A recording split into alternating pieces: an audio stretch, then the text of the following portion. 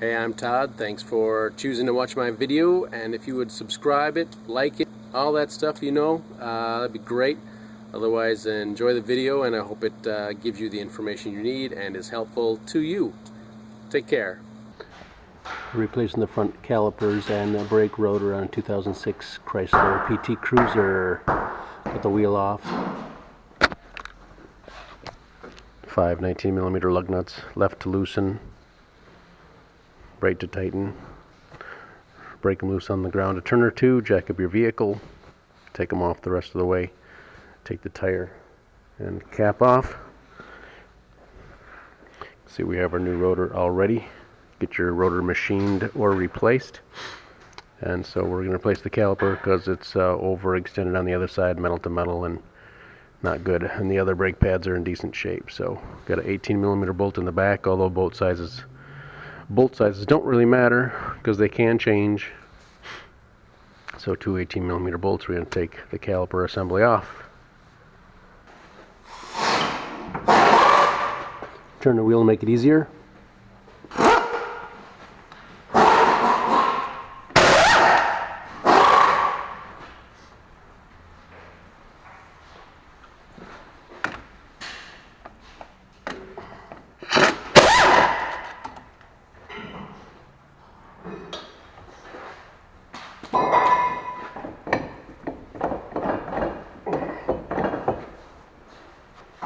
Pry bar screwdriver.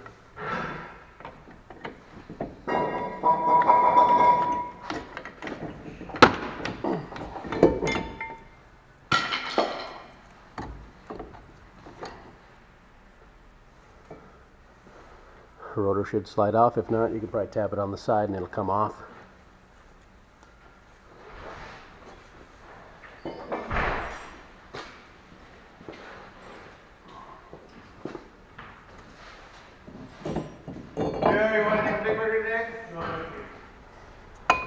Nope. Sorry, doing salad. Huh? I don't understand these answers.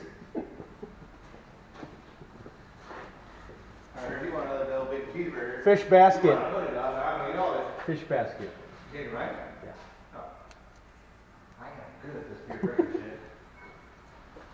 It was pretty excessive. This is a 15mm bolt, but again, it doesn't matter because they will change on you. Like the replacement calipers I have a different size banjo bolt. You may want to break that loose just a smidge while it's assembled. Might make it easier for you before you just have it dangling here.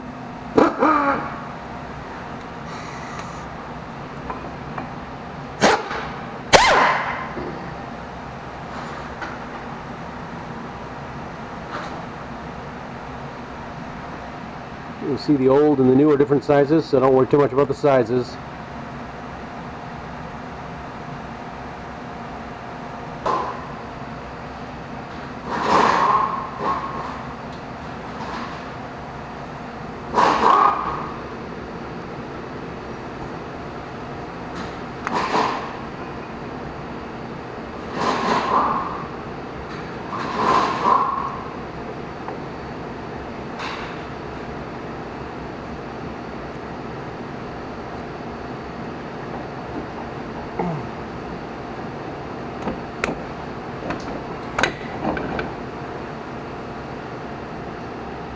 Get this on before we lose too much more fluid. Second washer.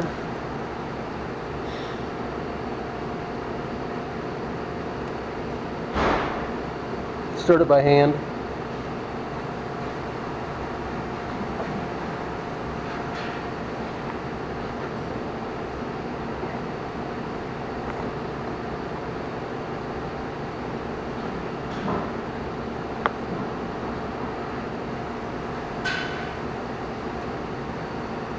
This new one's 11mm.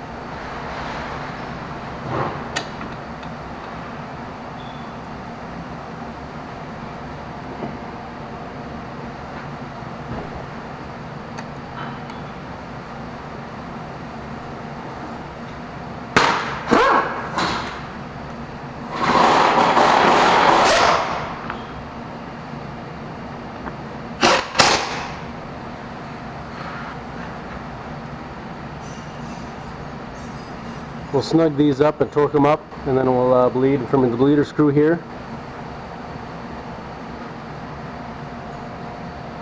Ugh.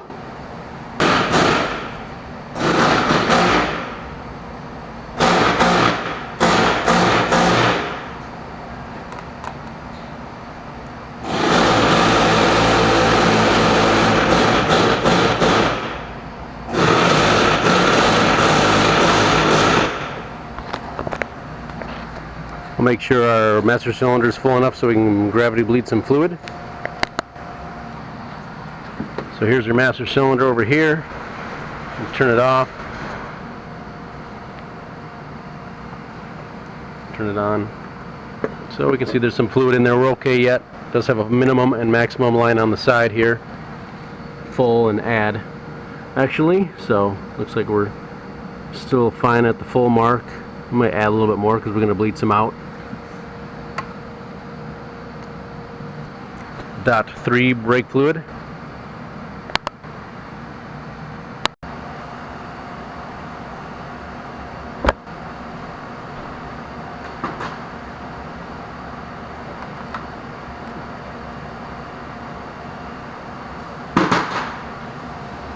It'll be good to have someone help you, because after we gravity bleed it, then we'll tighten up the bleeder screws.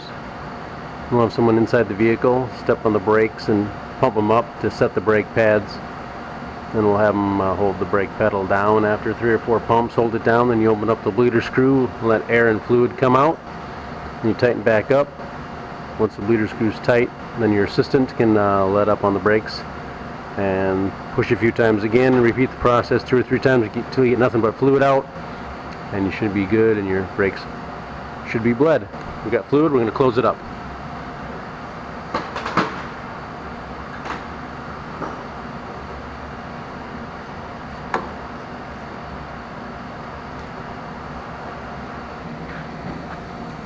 Yeah. So we got someone in there pumping. Go ahead and hold it down. And we'll open it up. A little shot of air maybe. Pump it.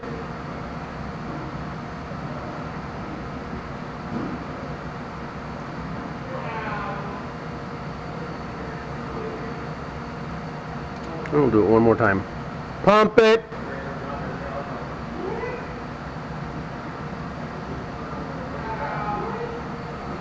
That is about it. Then you want to top off your brake fluid. Again, pump the brakes a few times. Put the lug nuts on. I'll give you torque specs in a sec.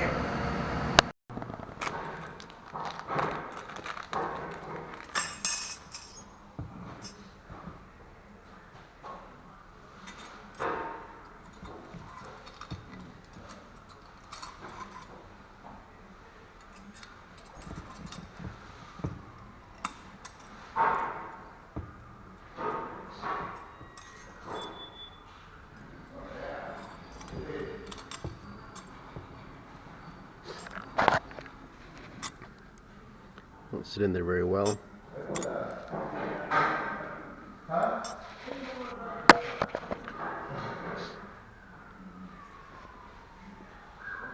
Here.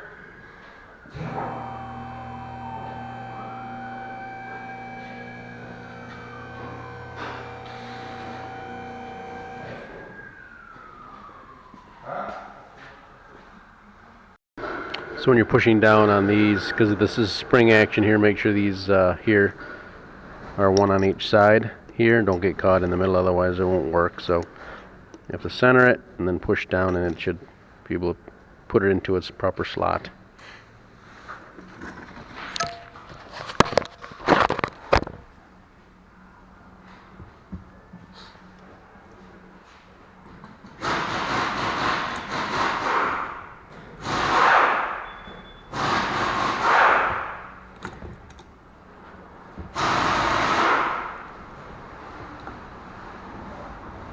Wow.